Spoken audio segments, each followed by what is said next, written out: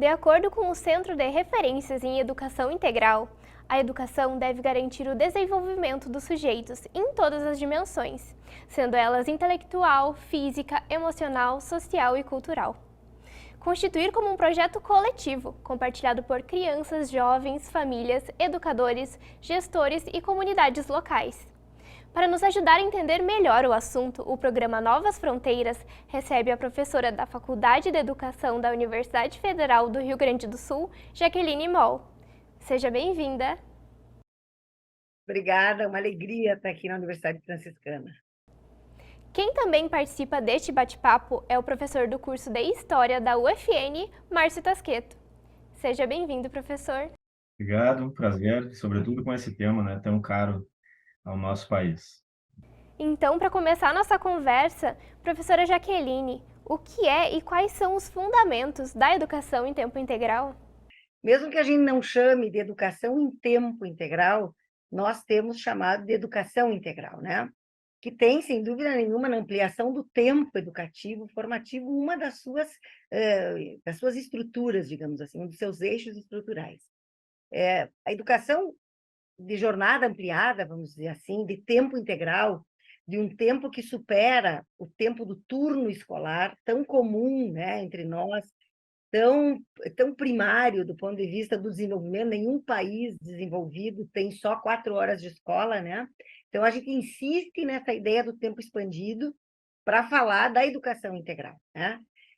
E nós temos no Brasil uma tradição que vem, vamos pensar em fundamentos brasileiros, depois a gente amplia, uma tradição que vem lá de 32, do Manifesto dos Pioneiros da Educação Nova, e aí eu sempre destaco a figura de Anísio Teixeira, embora houvessem outros, né, Pascoal Leme, Fernando Azevedo e tantos outros junto, porque falar da educação em tempo integral implica, em primeiro lugar, estabelecer a perspectiva do direito à educação. Todas as pessoas têm direito à educação. E essa educação precisa ser uma educação de horizontes largos, uma educação que se comunique e converse com os saberes acumulados pela humanidade e que tradicionalmente estão no currículo escolar, mas que converse com os saberes do mundo da vida. Só que no Brasil a gente precisa colocar o adjetivo porque nós nos habituamos, né, com a educação parcial. Parcial no tempo, parcial na perspectiva de formação, parcial nos espaços, porque para poder falar de educação integral em tempo integral, eu tenho que entender que não é só dentro da sala de aula que se educa as pessoas, né? As crianças, os jovens, os adultos que voltam para a escola. É preciso abraçar, se abrir e abraçar o território em torno da escola, o entorno, inclusive as vias virtuais, né? Quando a gente abre as portas do Louvre para as crianças, através das possibilidades que o desenvolvimento tecnológico nos permite, evidentemente a gente está expandindo territórios e a gente está expandindo horizontes. Então, falar dessas matrizes é falar de um compromisso que, então, atravessa o século XX, interrompido em 37, interrompido em 64 e novamente interrompido em 2016 no Brasil, né? O que estávamos no MEC, e Márcio estava comigo, nós construímos uma estratégia em 2007, no âmbito do Plano de Desenvolvimento da Educação, uma estratégia chamada Programa Mais Educação, e que retomou essa agenda histórica, né? Não cheguei a mencionar Maria Nilde Marcelani, acho que é fundamental as pessoas conhecerem essa pedagoga que em São Paulo constrói os ginásios vocacionais, com essa perspectiva expansiva, né, que eu estou trazendo aqui, e nós reconstruímos esta agenda e que permitiu, inclusive, que o Plano Nacional de Educação, que findará, abortado em 2016 e que findará no ano que vem, a Lei 13.005, tivesse na sua meta 6 a centralidade da educação integral, com um conjunto de estratégias que já falavam dessa que falam, né? Porque é uma lei atual, embora não cumprida como tantas, mas nós retomamos esta agenda, trazendo muitas interlocuções teóricas, né? Então, nós pensamos na educação na perspectiva da humanização. Professor Márcio, como a educação em tempo integral vai influenciar no ensino e na pesquisa? Bom, eu acho que a professora Jaqueline traz já uma série de pistas, né, dessas possibilidades de articulação com as nossas universidades, sobretudo nessa perspectiva do ensino da pesquisa, eu diria também, acrescento, na própria extensão universitária. Dá para se dizer que essa estratégia que a Jaqueline traz muito bem, porque foi uma das grandes articuladoras nacionais, né, desse movimento, né, pela retomada da educação integral nesse século, né, auscultando todas essas vozes, todas essas trilhas interrompidas que a educação integral no nosso país marcam, né, a história da educação integral ou da construção, né, de uma política de educação integral no Brasil, passa necessariamente por esses três pilares que eu acho que já, de certa forma, a Jaqueline colocou, né, que é a questão da ampliação das oportunidades educativas, o que implica pensar a educação integral a partir também de uma concepção curricular que possibilite a formação integral, né, dos seres humanos, ou seja, como é que a gente pensa que saberes, que elementos a gente precisa trazer para dialogar com a escola, do ponto de vista de pensar a necessidade de uma formação muito mais ampla do que aquele núcleo duro tradicional que a escola possui, que é importante, que é fundamental, mas que precisa dialogar também com os tempos que correm. Como isso dialoga conosco, desde o âmbito da universidade, né? E essa é a questão, talvez, que perpassa tanto a formação de professores, né, quanto a própria ideia, né, de uma pedagogia universitária que possa dialogar, sobretudo, com o papel que as instituições de ensino superior possuem, né, no nosso país, a responsabilidade que tem e a potência que tem de transformação. Não é possível construir qualquer política de fato eficaz que possa incidir num país com tantas desigualdades, com tantos desafios, nos mais diversos sentidos, que não leve em conta essa articulação com instituições tão importantes e fundamentais. Então, que ensino que a gente vem pensando para pensar o Brasil, né? Porque para poder falar de educação integral em tempo integral, eu tenho que entender que não é só dentro da sala de aula que se educa as pessoas, né? As crianças, os jovens, os adultos que voltam para a escola. É preciso abraçar, se abrir e abraçar o território em torno da escola. Não é possível pensar uma teoria educacional, uma concepção de educação integral para o Brasil que não leve em conta os territórios, que não parta desses territórios. Então, trazer para esse âmbito nos coloca também, enquanto universidade, inserido como um agente de transformação dos territórios, um sujeito importante, né, de diálogo nessa construção dessa política, e que passa daí por uma questão que eu acho fundamental, que eu te coloco, né? Qual é o papel, né, das universidades nessa agenda de educação integral no Brasil, ou nessa construção ou efetivação dessa agenda de educação integral? O que essas instituições precisam, né, trazer de contribuição para um desafio tão grande, né, e ao mesmo tempo tão importante, né, como a construção de uma política de educação integral no país? Eu penso que a universidade tem um papel completamente central nesse processo, né? Nós estamos vivendo num mundo em transe, né? Vamos lembrar do Glauber Rocha, é um mundo em transe, né? Esses desafios, de um lado ecológicos, né? Do ambiente, da destruição que a humanidade, né? Nesse antropoceno moderno, né? Produziu, ao mesmo tempo, os conflitos que estão nas guerras terríveis, né? Estamos exatamente no meio de um conflito terrível no Oriente Médio, que tem raízes históricas profundas e que tem desdobramentos, porque desdobramentos e coisas muito comuns com as violências cotidianas que vivemos, né? Por um mundo atravessado por ódios, preconceitos e ódios, né? Preconceitos de classe, né? A aporofobia que aprendemos nos últimos tempos, mas o racismo estrutural, a misoginia, o ódio, né? Tudo aquilo que não é igual a mim. Quer dizer, só processos educativos não pontuais, mas de largo prazo, né? De horizontes amplos, como eu insisto, podem inserir as pessoas no mundo de outro jeito. E a base desse processo todo, que precisa se desdobrar, e Márcio disse bem, de um lado, formação de professores, bastante diferente da que a gente pratica hoje, né?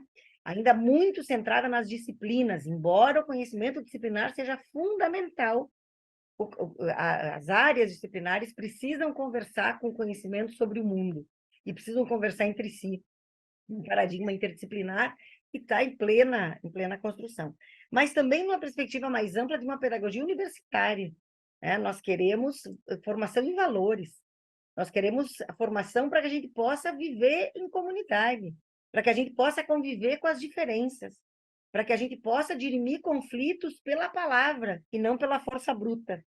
E isso passa muito, claro, pelos professores que vão trabalhar com milhões de estudantes. Lembre que nós temos quase um quarto da população nacional, praticamente um quarto na educação básica, né? Nós temos muitos estudantes, baixou nos últimos anos, haveremos de retomar e haveremos de ampliar muito esse número. Então, os professores são uma porta muito importante para essa abertura. Diz o Jefferson Tenório, aquele grande escritor, que os professores são a última fronteira contra a barbárie, e são.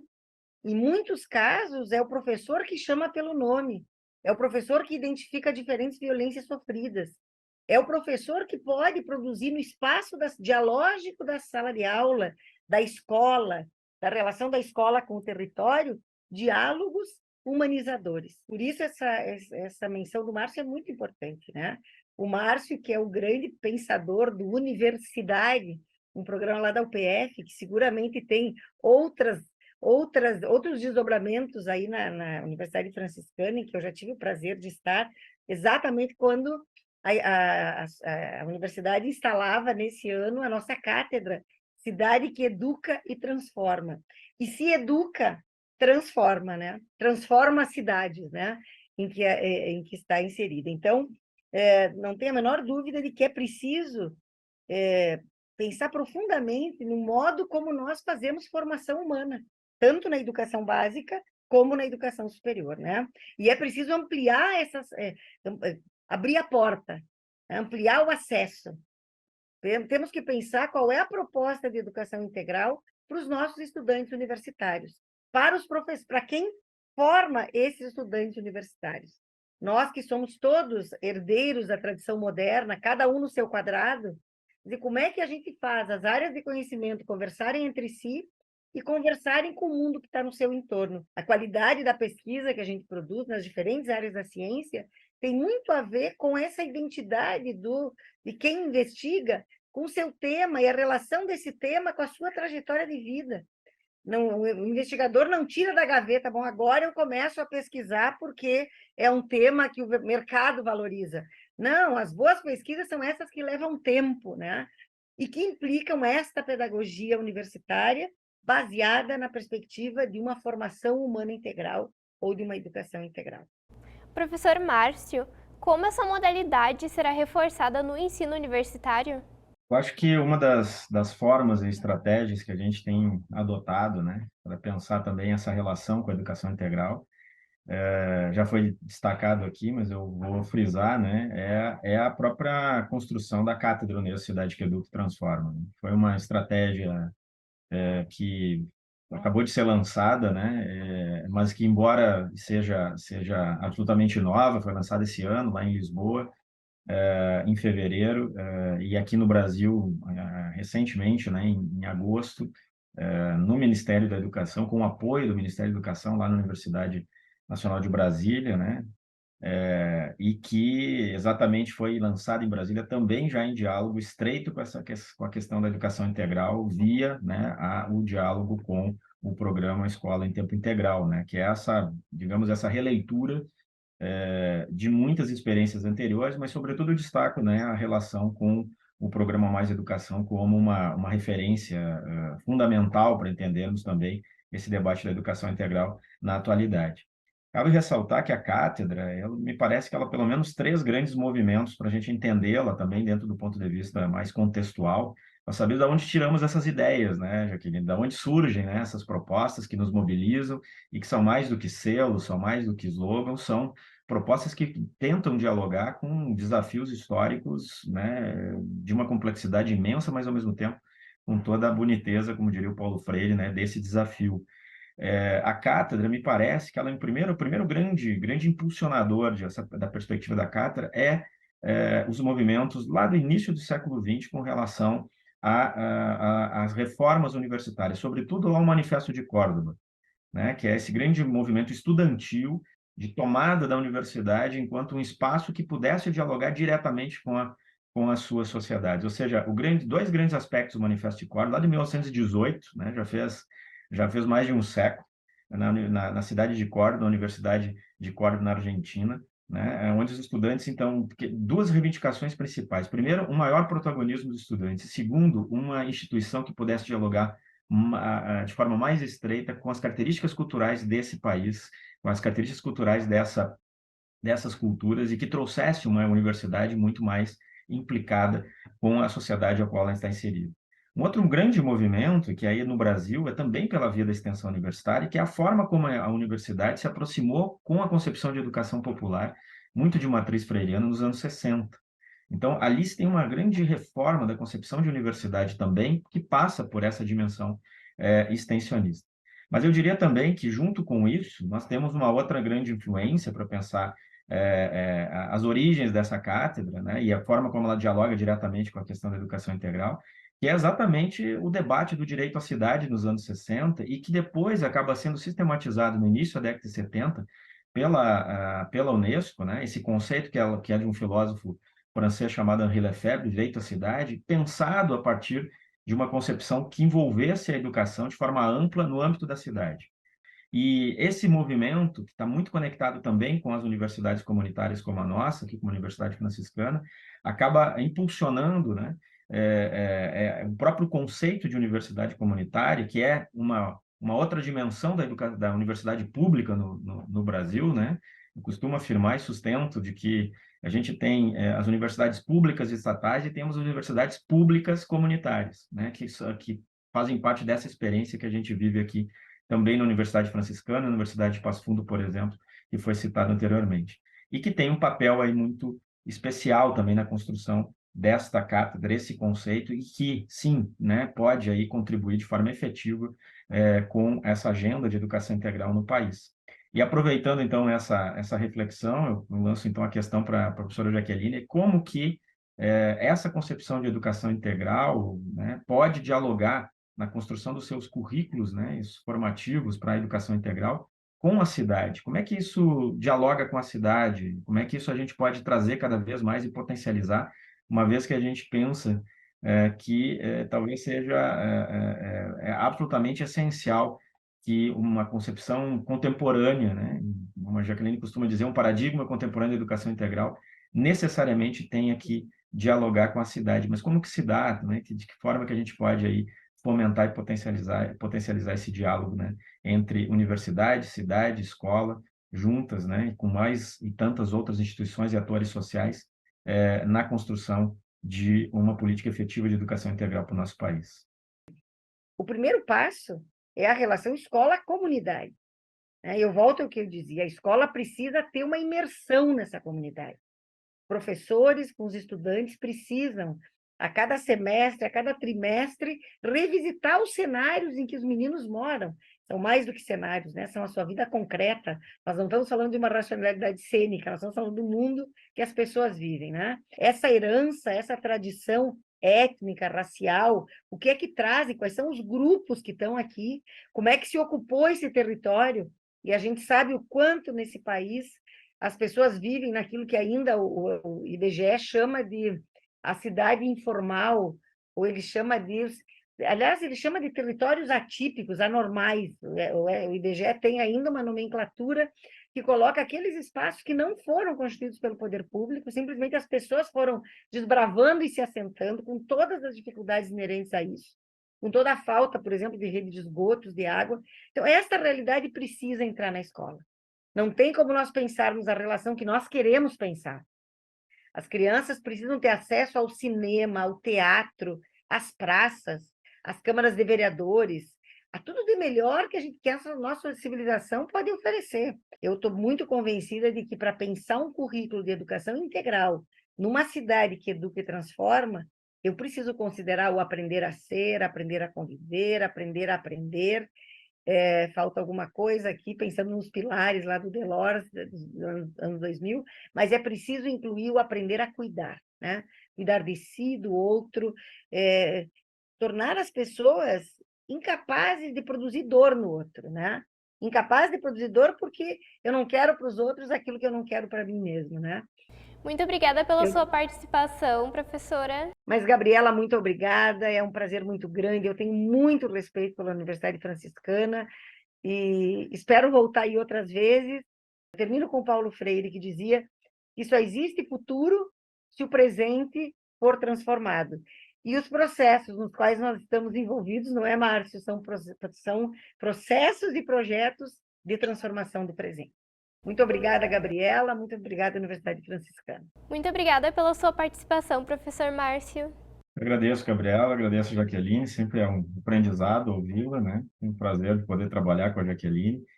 E quero parabenizar o programa, né, por abrir essa possibilidade de debater sobre educação integral, de trazer também um pouco para a comunidade acadêmica, para a comunidade aqui de Santa Maria e região, né, que nos assiste, essa oportunidade também de conhecer a proposta da Cátedra Universidade que Educa e Transforma e, sobretudo, essas interlocuções que vem sendo constituído a respeito também da educação integral como um dos grandes, eu acho que não é um dos grandes motores, digamos assim, da existência dessa cátedra e fundamental para que a gente tenha efetiva contribuição, né, enquanto universidade para esse debate no país.